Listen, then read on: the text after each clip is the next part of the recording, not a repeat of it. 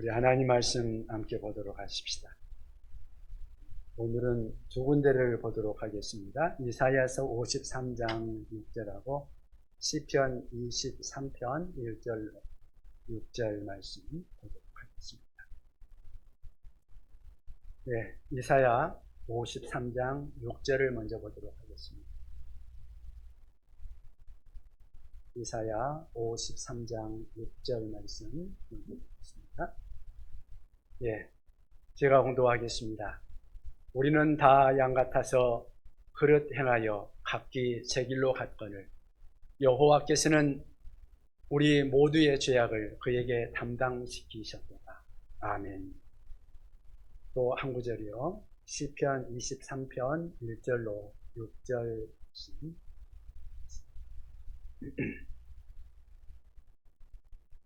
시편 23편 1절로 6절 말씀 제가 봉독하도록 하겠습니다. 시편 23편 1절로 6절. 여호와는 나의 목자시니 내게 부족함이 없으리로다. 그가 나를 푸른 풀밭에 누이시며 쉴만한 물가로 인도하시는 내 영혼을 소생시키시고 자기 이름을 위하여 의의 길로 인도하시는데 내가 사망의 음침한 골짜기로 다닐지라도 해를 두려워하지 않을 것은 주께서 나와 함께 하시니 주의 지팡이와 막대기가 나를 안위하시나 주께서 내 원수의 목전에서 내게 상을 차려주시고 기름을 내 머리에 부으셨으니 내 잔이 넘치나이다. 내 평생의 선하심과 인자하심이 반드시 나를 따르리니 내가 여호와의 집에 영원히 사유. 아멘. 오늘은 이사야서 53장 6절과 시편 23편 1절로 6절 말씀을 중심으로 해서 목자가 필요한 인생이라는 제목으로 함께 말씀을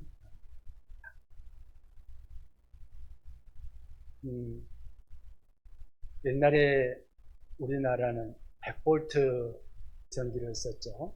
근데 100V 전기를 전자제품을 가지고 나중에 220V로 바뀌었는데 220V에다가 그냥 그대로 꽂으면 어떻게 되죠?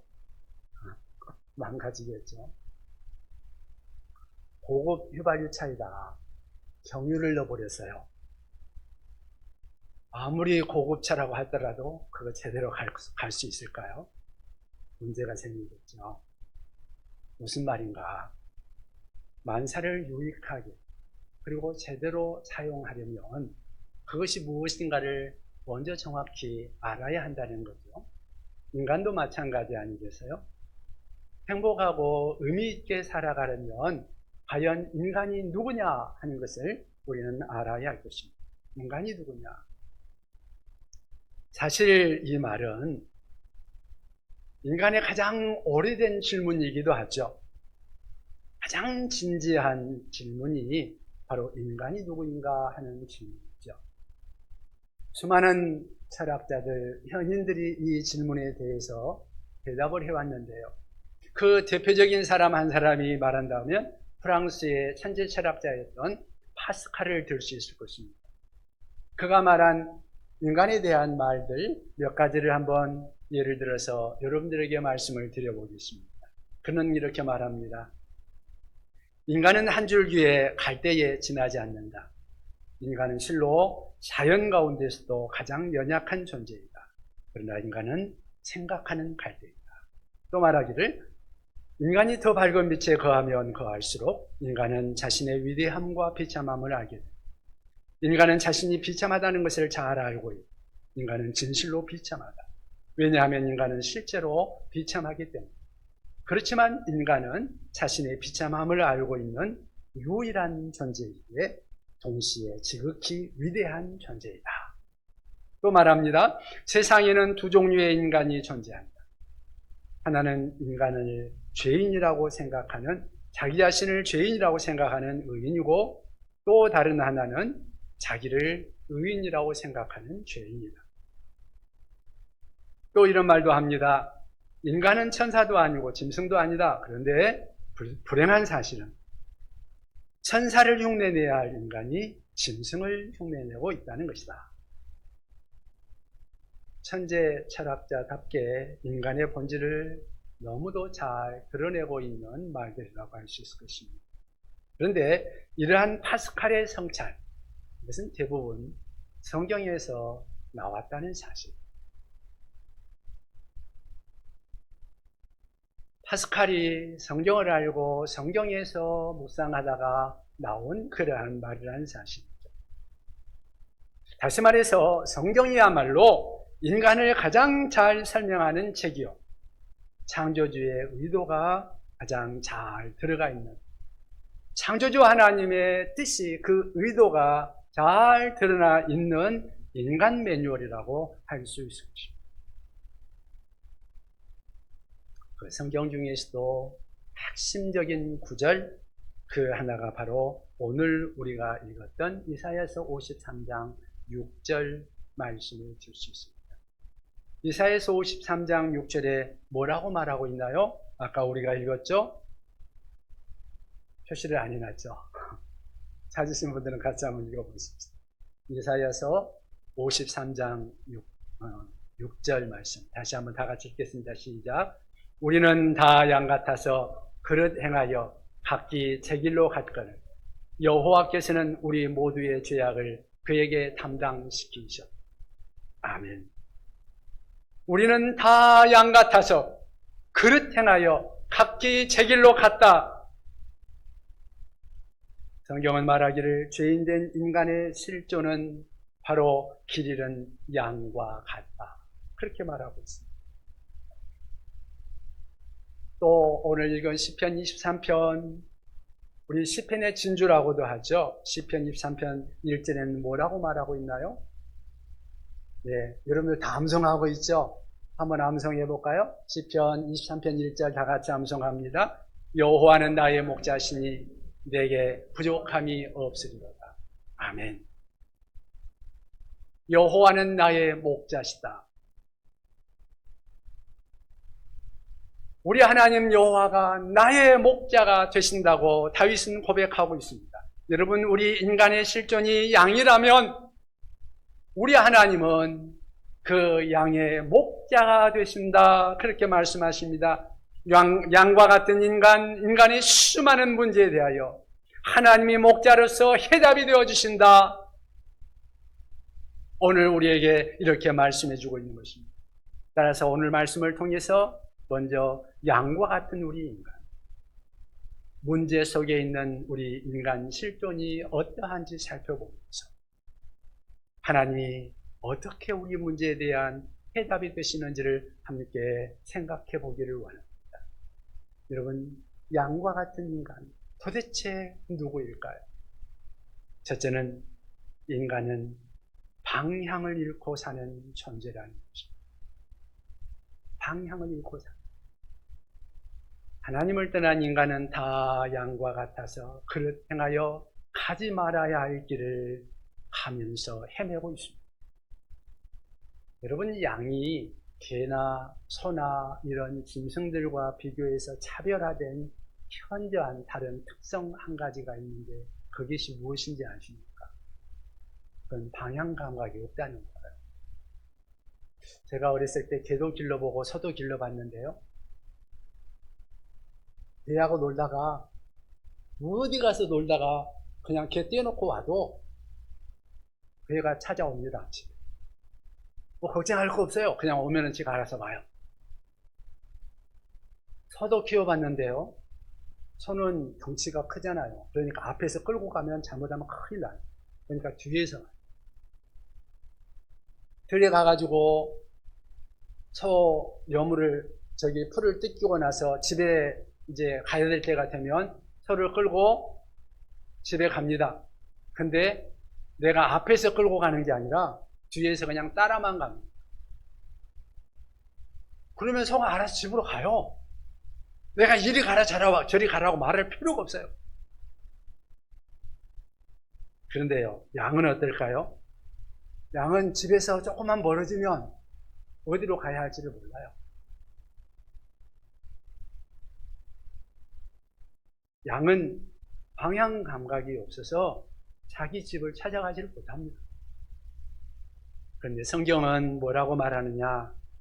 우리는 다 양과 같다. 우리는 다 양과 같아서 길을 잃고 각기 제 길로 갔다. 물론 파스칼이 말한 대로 인간은 생각할 줄 아는 위대한 존재입니다. 하나님의 형상대로 지음을 받았고 어떤 것을 분명하게 인지할 수 있고 또 그것을 느끼고 판단할 수 있는 그러한 능력이 있습니다. 인간은 그 생각과 지능을 가지고 오늘날의 현대 문명을 위대하게 발달시켜 왔습니다. 우리가 가지고 있는 스마트폰, TV, 자동차 내비게이션 얼마나 편리해요. 컴퓨터 요즘에는 인공지능까지 탑재해가지고 얼마나 발달했는지. 그런데 현대 문명의 가장 놀라운 특성이라고 한다면 아마 속도라고 말할 수 있지 않을까 싶습니다. 교통수단은 얼마나 발달됐습니까? 100년 전만 해도 상상할 수 없는 일들이 이 땅에서 벌어지고 있잖아요. 그럼에도 불구하고 인간 실존의 절박한 문제는 아직도 방향의 문제라고 할 수 있습니다. 우리가 좀 더 빨리 세계를 오갈 수 있지만 궁극적으로 어디로 가고 있는지 그것에 대해서는 명확하지 않습니다. 속도를 보면 위대한, 방향을 보면 비참하기 그지없는 거 아니겠습니까? 오늘날의 세계를 한번 보십시오. 얼마나 많은 그 발달된 문화를 가지고 무기를 만들고 전쟁이 얼마나 참혹한지. 어떤 회사 직원이 뉴욕으로 출장을 가가지고 공항 택시를 탔다고 합니다. 택시를 타자마자 급해가지고 빨리 가자고 그래가지고 택시가 빨리 출발을 했습니다. 그런데 한참 가다 보니까 아무래도 이상해요. 그래서 운전자에게 물었습니다. 지금 어디로 가고 있어요? 그러니까 그 택시 기사가 정중하게 하는 말, 손님은 빨리 가자고만 했지 어디로 가자고 말씀 안 하셨습니다.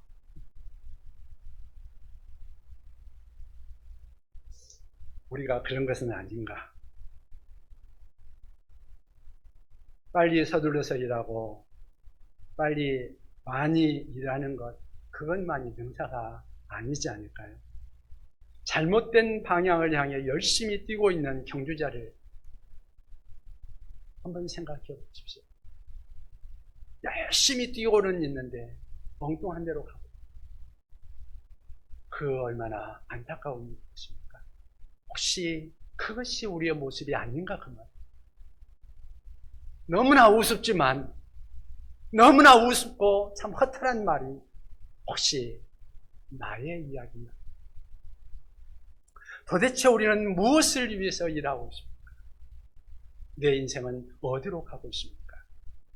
우리는 오늘 방향을 잃은 채로 우리의 인생길을 걸어가고 있는 것은 아닙니까? 이 한 해 2024년을 우리는 어디로 어떻게 가고 있는지. 이사야서 55장 3절에는 그렇게 말합니다. 너희는 귀를 기울이고 내게 나와 그리하면 너희 영혼이 살. 너희는 여호와를 만날 만한 때에 찾으라. 가까이 계실 때에 그를 부르라고 말씀하고 있습니다. 악인은 그 길을 불의한 자는 그 생각을 버리고 여호와께로 돌아오라. 그리하면 그가 긍휼히 여기시리라. 하나님께로 돌아오라. 그가 너그럽게 용서하시리라. 내가 가고 있는 방향을 다시 한번 돌아보시기 바랍니다. 여러분, 양과 같은 인생, 인간, 그는 도대체 누구일까요? 두 번째는 인간은 자구책이 없이 두려워하는 존재라는 것입니다. 자구책도 없이 두려워하는 존재. 모든 생물은요, 자기 자신을 보호하기 위해서 어떤 자구책을 가지고 있지 않습니까? 신체의 일부분을 무기로 사용하기도 하고요. 또 자기 자신을 주변 환경과 비슷하게 색깔이나 모양을 만들기도 하고요. 신체 색과 비슷한 그런 환경에 자기 자신을 숨기기도 하고, 때로는 지독한 냄새를 풍기기도 하고요. 그러면서 자기 자신을 방어하는 어떤 자구책들이 있습니다. 그런데요, 인간은 그렇지 못하다는 것입니다. 분명히 눈부신 문명을 발전시켜 왔습니다. 그런데 자신들이 만든 문명 때문에 더 불안해하고 잠 못 이루는 것이 우리가 아닌가요? 핵무기를 누가 만들었어요? 인간이 만들었죠. 그런데 핵무기 때문에 우리가 두려워하잖아요. 어떻게 하면 핵무기를 사용하지 않고 안전하게 살아갈 수 있을까? 그것 때문에 전전긍긍하잖아요. 자동차를 만든 것이 인간이죠. 우리가 자동차를 만들어서 얼마나 편리하게 사용합니까?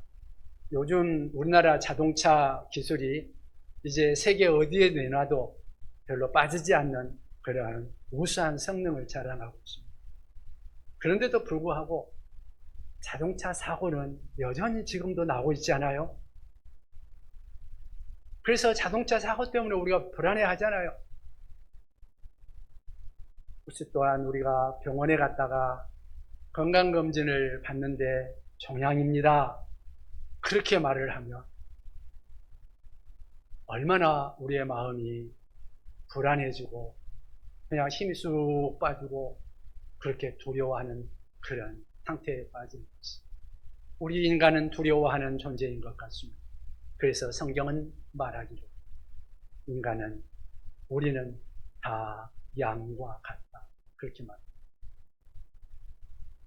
양은요, 맹수가 자기를 공격해오면 저항할 만한 뿔도 없어요. 빨리 도망이라도 가야 되는데 빨리 달리기도 제대로 못해요. 자기를 보호할 만한 보호색도 띄지 못했어요. 어디 숨지도 못해요. 하얘니까. 그런데 성경은 말하기를 우리는 다 양 같아서, 그렇게 말합니다. 우리는 자부책이 없습니다.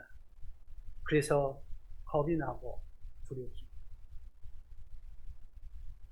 사람들이 미래에 대한 불안감 때문에 발달한 산업이 있다고 한다면 아마 보험이 아닐까 생각합니다. 장래가 어떻게 될지 모르니까 보험을 드는 거죠. 자동차 사고가 두려우니까 자동차 보험을 들고 있고요. 혹시 건물이 내가 살고 있는 곳이 불이 날까봐 화재 보험을 들기도 하고, 건강이 잘못될까봐 그것 때문에 건강보험을 들기도 하고요. 비행기나 배를 타고 여행을 할 때 혹시 문제가 생길까봐 여행자 보험을 들기도 하고, 은퇴 이유가 불안하니까 은퇴 보험을 들기도 하고, 축구 선수들은 여기 발보험도 든다 그러죠. 그러면 이제 이렇게 해서 보험을 들어놓으면 안심인가요? 그 보험 들어놨다고 안심되면 얼마나 좋겠어요, 그죠? 미래에 대한 두려움, 그것은 항상 우리를 그림자처럼 따라갑니다. 그런 면에서 인간이 피조물 중에서 가장 연약한 동물이 아닌가, 그런 생각을 해요. 왜일까요?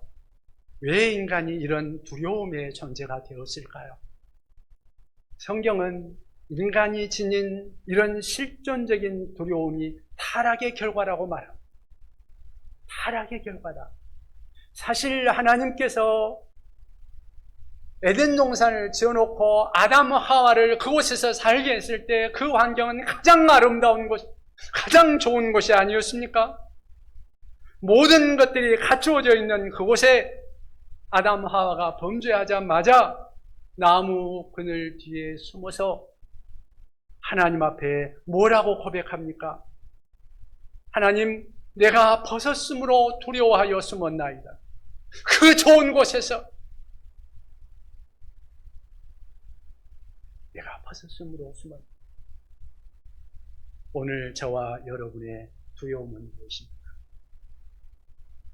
인생길을 걸어가는 우리들의 마음을 붙드는 두려움은 무엇입니까?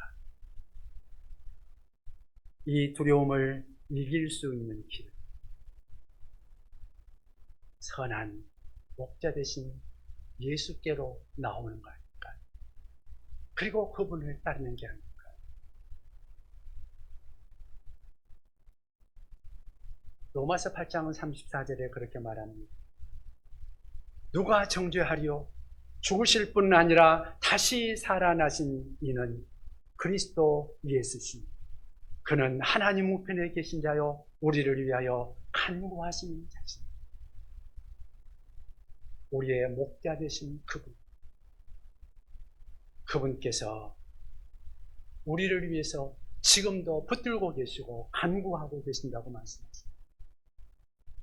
여호와는 나의 목자시니 내게 부족함이 없으리.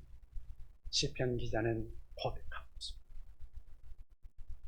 두려움을 떨쳐버리시기를 원하십니다. 생각해 보시기 바랍니다. 여러분, 양과 같은 인간, 그는 도대체 누구입니까? 세 번째는, 인간은 너무나 쉽게 오염되는 존재라는 것입니다. 너무 쉽게 오염. 양을 멀리서 보면은요, 겉으로 보기에는 정말 깨끗해 보입니다. 하얗게 보입니다. 하얀 모습이 얼마나 보기 좋습니까? 여러분, 양떼들 보셨죠? 그런데요, 가까이 가보면 그렇지 않아요. 여러분, 가까이 가서 봤는지 모르겠어요. 하얗다 보니까 너무 쉽게 오염됩니다. 제가 언제 우리 애들이랑 같이 대관령에 양떼 목장에 간 적이 있습니다. 저도 양이 그렇게 많은 데는 그렇게 본 적이 없었거든요. 집에서 뭐 조금 염소나 뭐 그런 거 키워보기는 했지만. 그래서 애들 데리고 같이 갔는데 그때 환상이 확 깨졌습니다. 양이 왜 그렇게 더러워요?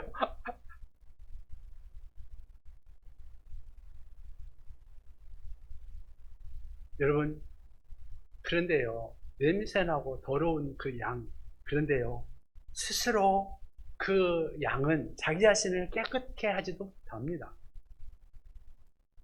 그래서 성경은 말합니다. 우리는 다 양과 같다. 인간은 예외 없이 다 양과 같아서 더럽고 추하다고 말합니다.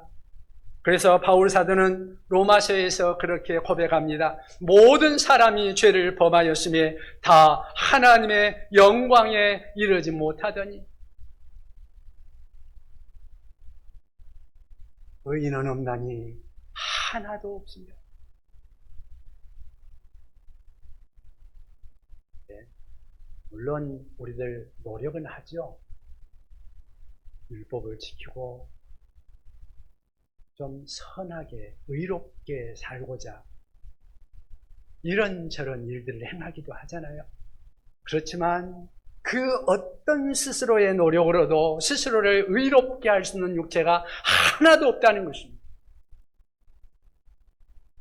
오늘 주일을 맞이해서 여러분들 그래도 집에서 깨끗한 옷 여러분들이 차려 입었을 거고, 여기 주일날 교회에 오기 위해서 여러분들이 그래도 아침에 세수도 하고 몸을 단정하게 하지 않았겠습니까? 네, 제가 보기에도 여러분들 깔끔하고 단정하고 좋습니다. 근데요, 우리 안에 있는 죄의 그림자, 그것은 우리가 어떻게 하지 못합니다. 우리 속에는 여전히 죄책의 갈등이 그대로 있습니다. 방황의 상처가 있습니다. 스스로 구원하지도 못하고 변화시키지도 못하는 무기력함, 그 무력함이 우리를 짓누르고 있습니다. 그것이 바로 우리 양과 같은 우리 인간들, 죄인들의 실존인 것입니다. 바로 우리들의 모습인 것이죠. 그러면 방향을 잃은 채 두려움에 쌓여 쉽게 오염되는 그러한 양과 같은 우리의 인생, 우리의 삶을 우리 죄인들에 대한 그 삶에 대한 해답은 과연 무엇일까요? 바로 그 완벽한 해답, 그 해답이 바로 목자라는 거죠. 양에게는 목자가 곁에 있으면 이 모든 것들이 해결됩니다. 목자가 양이 가야 할 방향도 정하고 안내해 줍니다. 양이 두려워할 때, 어두운 골짜기를 지나갈 때에 목자가 보호해 줍니다. 양이 필요한 것들을 공급해 줍니다. 양이 더러워질 때 양을 씻어줍니다. 깨끗하게 해줍니다. 그렇다면 중요한 질, 누가 인생의 목자가 되느냐는 것입니다.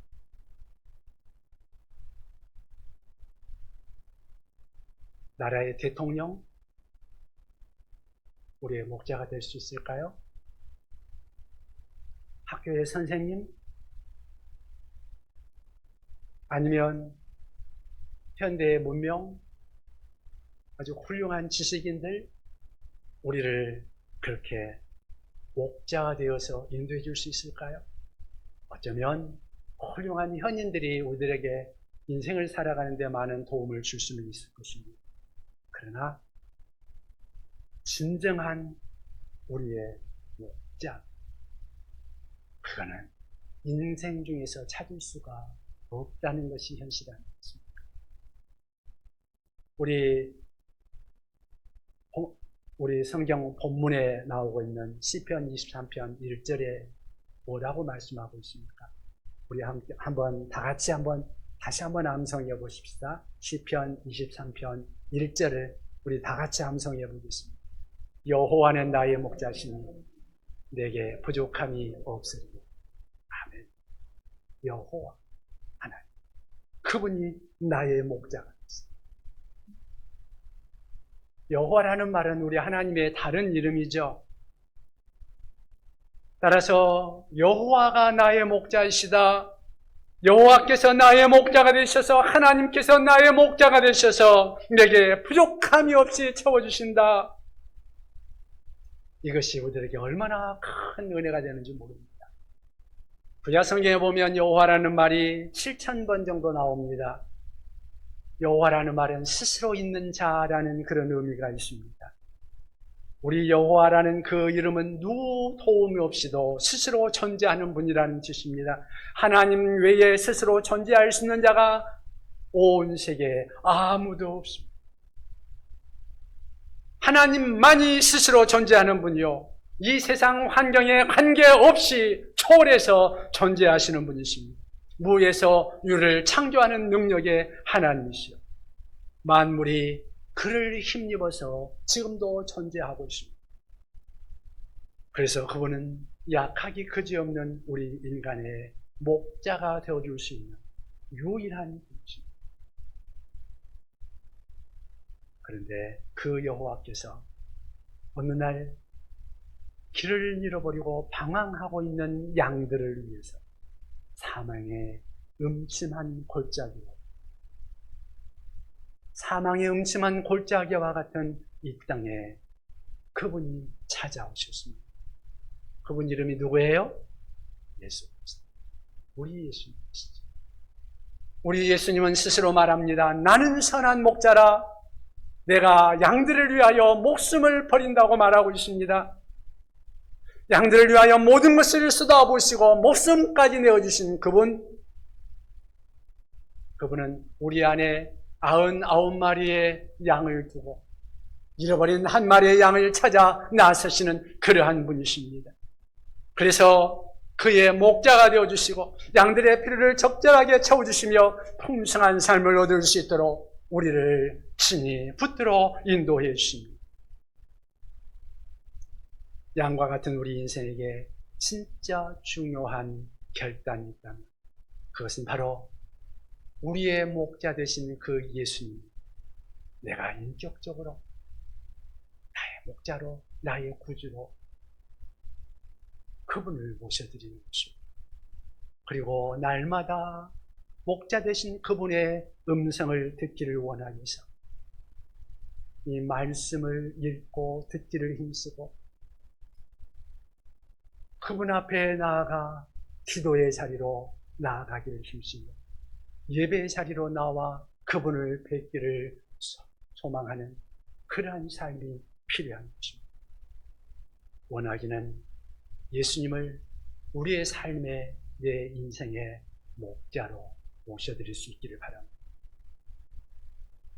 겸손하게 정직하게 우리 주님 앞에 나오며 그 목자 되신 우리 주님의 음성을 들은 그 말씀을 따라 살아갈 수 있는 우리가 될 수 있으면 좋겠습니다.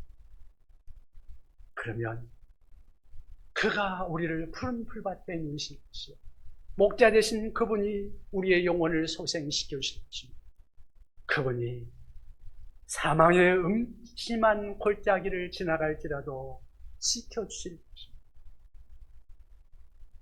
원수 앞에서도 우리에게 잔치상을 베풀어 주실 수 있는 그러한 주.